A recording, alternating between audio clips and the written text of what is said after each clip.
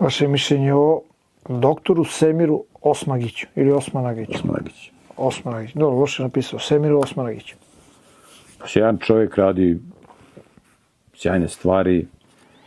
Locirao se tamo gde je bilo sedište bosanskih vladara, koji su bili najveći prosvetitelji u srednjem veku.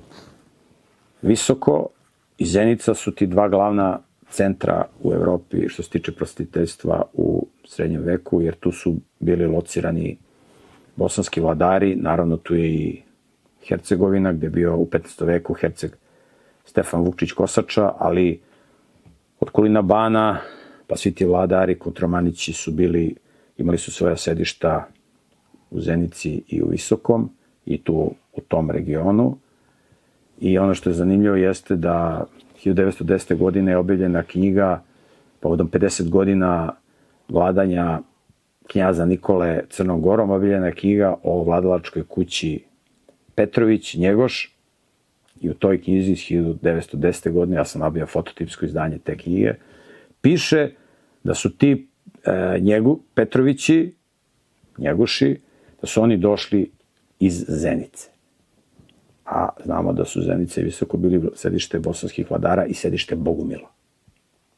I nije čudo što su iz sedišta Bogumila, najvećih prosvetitelja u srednjem veku, došli preci Petra I. i Petra II. Petrovića Njegoša, i da su oni se istakli svojom pismenošću i svojim znanjem i da su oni preuzeli kormilo crnogorske države i da je u njihovo vreme crnogorska država imala veliki uspon i postala svetski poznata. Naravno, kasnije su iz te familije došla i dva velika evropljanina, knjaz Danilo i knjaz Nikola. Tako da Semir Osmanagić živi baš na tom jednom fenomenalnom mestu, nije slučajno. Tamo izabrao, sjajan čovjek.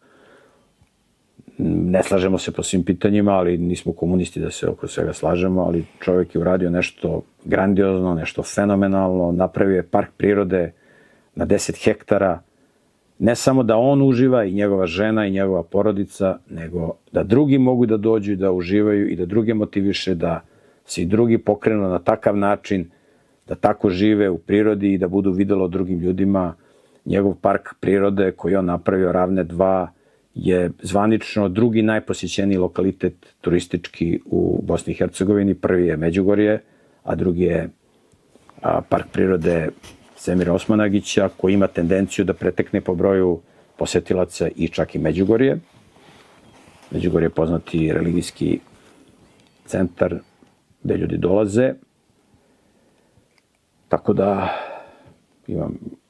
bavi se istorijom, bavi se promocijom pametnih stvari, sjajan čovjek, veliki primer svima nama, tako da od njega može puno da se nauči.